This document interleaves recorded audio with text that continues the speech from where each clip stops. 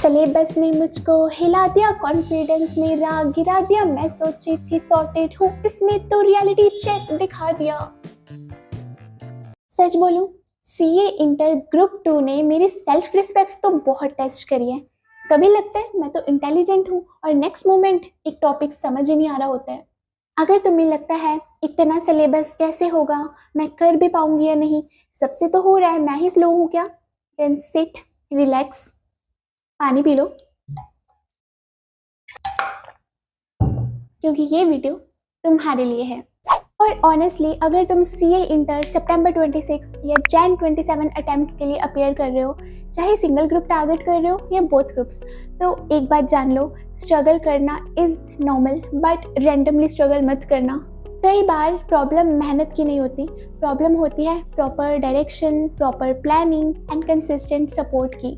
जब classes structured हो, concepts clear होते रहें, रिवीजन का सिस्टम हो, डाउट सॉल्व होते रहें और प्रैक्टिस के लिए प्रॉपर गाइडेंस मिलता रहे, तो प्रिपरेशन भी ना काफ़ी मैनेजेबल लगने लगती है। दैट्स वाई अगर तुम एक ऐसा सपोर्ट ढूंढ रहे हो जहाँ सीए इंटर बोथ ग्रुप्स के लिए प्रॉपर प्रिपरेशन मिल सके, रिकॉर्डेड लेक्चर्स हो, एक्सपीरियंस्ड फैकल्टीज हो, डाउट सपोर्ट सिस्टम हो और बार बार रिवाइज करने के लिए भी एक्सेस मिले, तो उसके लिए ग्रूमिंग एजुकेशन एकेडमी एक बेस्ट ऑप्शन है। मैंने भी इनकी बुक्स एंड क्लासेस यूज़ करी हुई हैं जो बहुत ही अफोर्डेबल प्राइसेस पे अवेलेबल है विद हार्ड कॉपी बुक्स, जिसके अंदर आपको 100% कोर्स कवरेज मिलता है एज पर ICAI, latest recordings, live classes, test series with checking facility, doubt support system 24/7 और सबसे मेन थिंग है इनकी परफेक्ट प्रैक्टिस बुक्स, जिसमें आपको ICAI के लास्ट 10 अटेम्प्ट्स के previous year questions, mock test papers, revision test papers सब एक जगह मिल जाते हैं। ज़्यादा इन्फॉर्मेशन के लिए लिंक डिस्क्रिप्शन में है, तो तुम वहाँ से जाके चेक कर सकते हो। अब बात करते हैं एक्चुअल स्ट्रेटजीज की। आज मैं तुम्हें बताऊंगी how I actually studied coaching, audit, FMSM, क्या काम करा और क्या बिल्कुल वेस्ट गया, मिस्टेक्स भी, हैक्स भी, और वो चीज़ें जो कोई ओपनली नहीं बोलता। And let me tell you, I am also a CA student जो इस फेज से गुजर चुकी है, सो आई नो कैसा फील होता है ये दर्द। And I also secure examination in all the 3 subjects. So इस वीडियो में मैं जो अपनी स्ट्रेटजीज शेयर करने जा रही हूँ वो फॉलो करके कोई भी नॉर्मल स्टूडेंट एग्जामिनेशन तो आराम से ला सकता है। So stay till the end. Hosting, जिसे प्यार से बोलते हैं कैलकुलेटर प्लस एंजाइटी का कॉम्बो पैक। होस्टिंग के लिए मैंने सिर्फ सर्ट का मटेरियल ही फॉलो करा और ICAI module respectfully ignored. Main चीज़ क्या होती है, ICAI मॉड्यूल के एक एक क्वेश्चन और एग्जाम्पल्स और बैक एक्सरसाइज को सॉल्व करना। And if you are getting all these things in your faculties और your coachings material, then you can definitely go for that. Costing के लिए मेरा प्रैक्टिस रूल था कि I use to practice each and every question जो भी class में करवाया जाता था। And once the syllabus was over, तो मैंने स्टार्ट कर दिया था previous year questions, revision test papers, mock test paper solve करना। और इन पेपर्स को देख के ऐसे नहीं बोलना हाँ हाँ आ गया समझ, प्रॉपर लिखना है अपने हाथों से वर्किंग नोट्स के साथ। माई गोल्डन रूल वॉज कि जैसे मैंने लेक्चर देखा तो सेम डे उसका होमवर्क फिनिश करना है। वट एवर क्वेश्चंस जो सर करवाते थे लेक्चर में, वो सभी के सभी क्वेश्चंस मैं लिख के प्रैक्टिस करके देखती होती थी अपनी रफ नोटबुक पे। And I would not watch the next lecture जब तक कि मेरे प्रीवियस लेक्चर की रिविजन फिनिश ना हो जाए। और जब मेरा सिलेबस कंप्लीशन का फेज चल रहा था, तो साथ साथ मैं कोचिंग के लिए एक नोटबुक मेंटेन करती थी। उस नोटबुक में I used to write formulas, key concepts, important logics, और कुछ दिनों बाद मैं वो नोटबुक उठा के सिंपली रिवाइज कर लेती होती थी। ड्यू टू विच जब मैंने अपनी फर्स्ट रिवीजन करना स्टार्ट करा तो वो कॉन्सेप्ट्स मैं भूली नहीं थी, they were still fresh in my mind. तो अपनी एक separate cheat sheet notebook ready करो और उसमें इंपॉर्टेंट चीज़ें लिखते जाओ। एंड 1 डे बिफोर एग्जाम भी मैंने बस अपनी वो 30-40 पेजेस वाली नोटबुक फॉलो करी थी रिवीजन के लिए।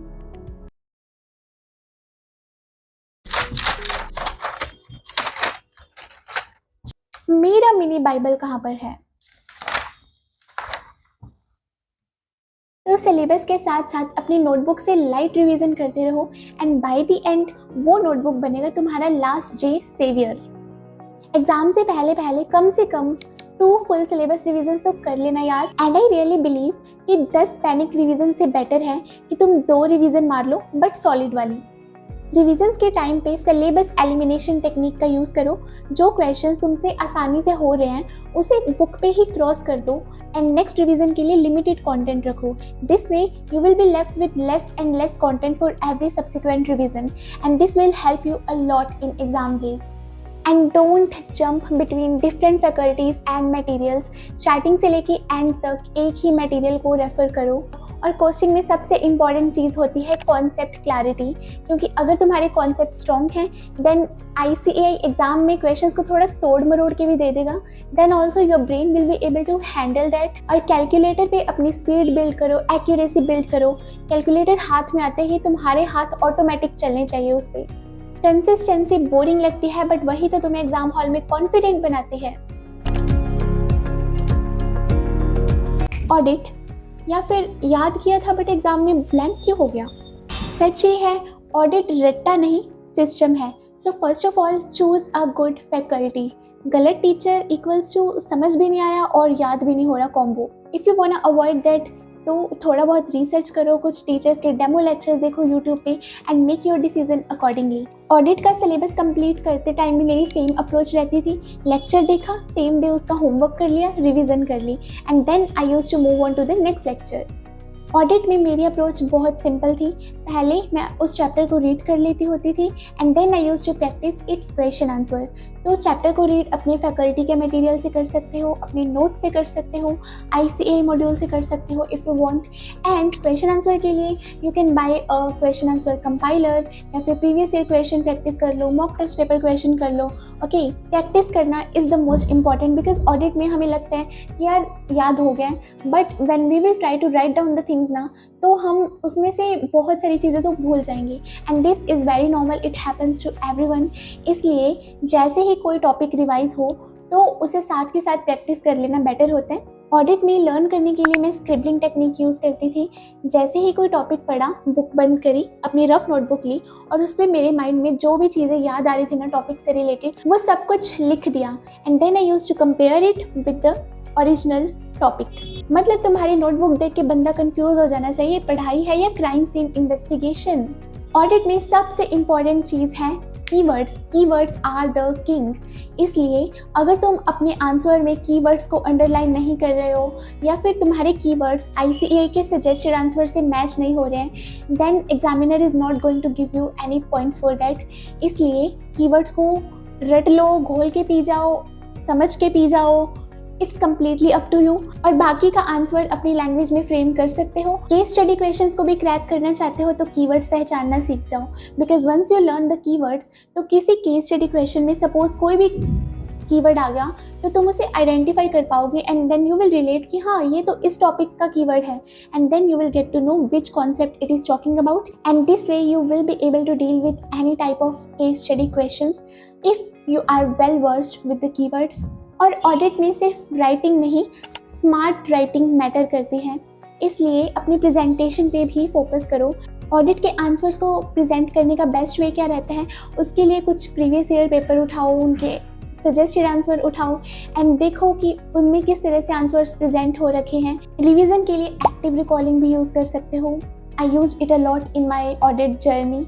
जैसे ही कोई कॉन्सेप्ट पढ़ा, बुक बंद करो and recall the points in your brain. जितना ज़्यादा हम अपने ब्रेन को फैमिलियर करेंगे चीज़ें रिकॉल करने से, उतना ही वो चीज़ें हमें एग्जाम हॉल में भी याद रहेंगी। इसलिए don't just read the concept and बोलो कि आ गया डन है। इंस्टेड उसे अपने ब्रेन में रिकॉल करके देखो कि तुम्हें कितना आता है एंड इफ़ यू थिंक कि तुम्हें नहीं आ रहा है then read the topic again and then recall it again in your brain. Audit को इंटरेस्टिंग बनाने के लिए मैंने ChatGPT का भी बहुत यूज़ करा है। I use to give it the topic name and I use to ask it कि इसके रियल लाइफ में क्या एग्जाम्पल्स हैं, how it happens in the world around us. And जब हमें उस चीज़ का रियल लाइफ इम्प्लीकेशन पता चलता है ना देन उसमें इंटरेस्ट ऑटोमेटिकली बिल्ड हो जाता है। और ऑडिट के कॉन्सेप्ट पढ़ते वक्त सिर्फ बुक रीडिंग मत करो। इमेजिन करो कि तुम एक ऑडिटर हो और ये क्लाइंट ने तुम्हें अपनी पूरी केस स्टडी दी है और तुम्हें इसमें फाइंड आउट करना है तुम कैसे फाइंड आउट करोगे। If you will study with this approach, audit will really feel like an interesting subject. Again जब रिवीजन फिनिश हो जाए तो प्रैक्टिस करो previous year questions, mock test papers, revision test papers, और इन्हें प्रॉपर 3 आवर का timer लगा के प्रॉपर एग्जाम कंडीशन में करना है। Don't just read the questions from mock test paper. ये मिस्टेक बहुत सारे स्टूडेंट्स को मैंने करते हुए देखा है, that we just read the questions और हमें लगता है कि आ गया, बट जब एग्ज़ाम में हम बैठते हैं तो हमारे पे 3 आवर्स का प्रेशर होता है, then we are not able to recall it because हमने अपने ब्रेन को ट्रेन ही नहीं करा प्रेशर में चीज़ें रिकॉल करने के लिए। So if you want to avoid that then please do written practice in proper exam conditions. Bed पे लेट के सॉल्व करना प्रैक्टिस नहीं होता, बुढ़ापा होता है। ऑडिट के एग्ज़ाम में जो चीज़ मैटर करती है वो है कॉन्सेप्ट और उतना ही प्रेजेंटेशन। बैड हैंडराइटिंग है, हेडिंग्स नहीं है, भाई एग्जामिनर का पेशेंस टेस्ट मत करो। सिर्फ कॉन्सेप्चुअल क्लैरिटी से कुछ नहीं होगा unless you know how to present it on the answer sheet, because examiner को नहीं दिखता कि हमारे माइंड में क्या है, एग्जामिनर को जस्ट वही दिखता है जो हमने उस पेपर पे उतारा है। एंड रिवाइज रिवाइज रिवाइज, जितना ज़्यादा रिवीजन करोगे उतना ही कॉन्सेप्ट्स दिमाग में बैठेंगे। That's the only solution. And audit का सिलेबस काफ़ी वास्ट है, तो अपनी डेडलाइन सेट करो स्टार्टिंग से लेके कि मेरा रफली इस मंथ तक सिलेबस हो जाना चाहिए, इस मंथ तक रिवीजन हो जानी चाहिए, इस मंथ मुझे मॉक टेस्ट पेपर सॉल्व करने स्टार्ट करने हैं। यहाँ मैं रिबेल थी, सेल्फ स्टडी करा है ब्रो। सेल्फ स्टडी करने के मेरे सिंपल से सोर्सेज थे यूट्यूब पे, वन शॉट रिवीजन लेक्चर्स किसी भी टीचर के जिनसे मेरे को अच्छा लगा, और जब डाउट्स आते थे तो गूगल कर लिया, AI कर लिया। That's it, that's how I studied entire financial management and entire strategic management. Financial management is a completely practical subject. इसमें कैलकुलेशन ज़्यादा इन्वॉल्व है, न्यूमेरिकल्स ज़्यादा इन्वॉल्व है, ऑब्वियसली वो ट्रिग्नोमेट्री वाला मैथ्स नहीं है इसमें। And strategic management is a theoretical subject और एग्ज़ाम में दोनों 50-50 मार्क्स के आते हैं। सो इस सब्जेक्ट को एस करने के लिए एक ट्रिक है कि अगर तुम्हारी थियोरी स्ट्रॉन्ग है तो तुम अपने SM को बहुत ज़्यादा स्ट्रॉन्ग कर लो, और अगर तुम एक प्रैक्टिकल सब्जेक्ट पर्सन हो तो अपने फाइनेंशियल मैनेजमेंट को ज़्यादा स्ट्रॉन्ग कर लो। और जो दूसरा पोर्शन है, लाइक अगर तुम SM के लिए ज़्यादा प्रिपेयर कर रहे हो तो FM में अगर तुम्हें 1-2 चैप्टर्स में प्रॉब्लम आ रही है, you can skip those chapters और FM के रिमेनिंग चैप्टर्स को ज़्यादा स्ट्रॉन्ग कर लो। This is what I did. मैंने FM SM में कंप्लीट सिलेबस नहीं करा था because I am better at theory, तो मैंने SM को तो कंप्लीट 100% कवर करा था, और FM में जो वर्किंग कैपिटल सीरीज़ के जितने भी चैप्टर्स थे मैं लिटरली सारे के सारे चैप्टर छोड़ के गई थी क्योंकि सब मेरे ऊपर से जा रहा था। FM के लिए मेरा सिंपल सा फंडा था, क्वेश्चन रीड करो, सॉल्यूशन रीड करो। अब बुक बंद करो और सॉल्यूशन को अपने आप प्रैक्टिस करके देखो और फिर आंसर से मैच करो। As simple as that. सिर्फ सॉल्यूशन देखना इक्वल्स टू नेटफ्लिक्स देखना और खुद लिखना इक्वल्स टू जिम जाना। Now you prefer what you want. FM के लिए भी मेरा वही चीट शीट नोटबुक वाला सिस्टम था। एक नोटबुक मैंने मेंटेन करी FM के लिए जिसमें मैं इंपॉर्टेंट कॉन्सेप्ट्स, लॉजिक्स, फॉर्मूलाज लिखती होती थी, एंड एग्ज़ाम से एक दिन पहले मैंने वही नोटबुक को रिवीजन के लिए फॉलो करा। एंड वन मोर थिंग, जब मैं प्रैक्टिस पेपर सॉल्व करती होती थी तो उनमें अगर मुझे कोई भी न्यू पॉइंट मिलता था या मैं कोई मिस्टेक्स करती होती थी, वो चीज़ें भी मैं अपनी चीट शीट नोटबुक में राइट डाउन कर लेती होती थी। सो दिस वे वो मिस्टेक्स भी मेरी एग्ज़ाम से 1 डे बिफोर रिवाइज हो गई थी। सो you can also prepare your notes this way. एक नोटबुक लगाओ, नॉट मोर देन 30, 40, 50 पेजेस, मतलब इतना होना चाहिए कि एग्ज़ाम से एक दिन पहले तुम सिर्फ उस नोटबुक को पढ़ के जाओ, ठीक है। एंड बिकॉज SM भी थियोरेटिकल सब्जेक्ट है तो कीवर्ड्स पे फोकस करना इज़ इम्पॉर्टेंट। SM में भी एग्ज़ाम में कीवर्ड्स सेम लिखने हैं और बाकी का आंसर अपनी लैंग्वेज में फ्रेम कर सकते हो। SM में ढेर सारे पॉइंट्स हैं तो उनको याद रखने के लिए कुछ निमोनिक्स बना लो या फिर ChatGPT को बोल दो कि ये मेरा कॉन्सेप्ट है, इसे लर्न करने की मेमोरी टेक्निक दो, या फिर पॉइंट्स को स्टोरी फॉर्म में कनेक्ट कर सकते हो। SM में भी मैं स्क्रिबलिंग टेक्निक यूज़ करती होती थी जो मैंने पहले भी बताया था। And I use to mark important questions in book, और एग्ज़ाम से पहले अगर टाइम थोड़ा बहुत रह जाता है तो वो बुक से इम्पॉर्टेंट क्वेश्चंस भी देख के जाना। So the lesson of this part is सब करना ज़रूरी नहीं होता, सही चीज़ को स्ट्रॉन्ग करना ज़रूरी होता है। This video was a brief overview of all my subjects of group 2, but अगर तुम हर सब्जेक्ट के लिए डिटेल्ड स्ट्रेटेजी वीडियोस देखना चाहते हो तो मैंने वो सभी वीडियोस ऑलरेडी अपलोड कर दिए हैं। उन वीडियोस में मैंने डिटेल में एक्सप्लेन करा है ईच एंड एवरीथिंग कि मैंने हर सब्जेक्ट को सीए इंटर में कैसे अप्रोच करा, एंड उन वीडियोस में मैंने वो चीज़ें भी शेयर करी हैं which you will not find anywhere else on YouTube, and वो चीज़ें जिन्होंने इन सभी सब्जेक्ट्स को मेरे लिए कंपैरेटिवली ईजी और इंटरेस्टिंग बना दिया था और मुझे लिटरली पढ़ने में मज़ा आने लगा था बाय फॉलोइंग दोज टेक्निक्स। तो उस प्लेलिस्ट का लिंक मैं डिस्क्रिप्शन में डाल दूंगी, so you can check that out later on. अगर तुम्हें लग रहा है मैं मैनेज नहीं कर पाऊंगी तो सुनो यार, तुम स्लो हो सकते हो, कंफ्यूज्ड हो सकते हो, बट इनकेपेबल नहीं हो। ओवरऑल बताऊं तो मेरा हर सब्जेक्ट के लिए सिंपल फंडा यही है कि सेम डे रिवीजन करो, अपनी कॉन्सेप्ट नोटबुक मेंटेन करो, प्रीवियस ईयर क्वेश्चंस प्रैक्टिस करो, stick to one material, don't jump between faculties and different types of notes, written practice करो जितनी ज़्यादा से ज़्यादा हो सके, especially for practical subjects, और अपनी डेडलाइन सेट करके चलो। Have a plan in your mind कि मुझे किस मंथ तक क्या चीज़ फिनिश करनी है। सिलेबस एलिमिनेशन टेक्निक यूज़ करो ताकि एग्ज़ाम वाले डे तक तुम्हारे पास बहुत लिमिटेड कंटेंट रह जाए स्टडी करने के लिए। And the most important thing is consistency, जो सुनने में तो बोरिंग लगती है बट इसके रिजल्ट्स बहुत मीठे होते हैं। रोज़ थोड़ा सा जीतना कल के डर को कम करता है और धीरे धीरे सपना भी अपना हक लगने लगता है।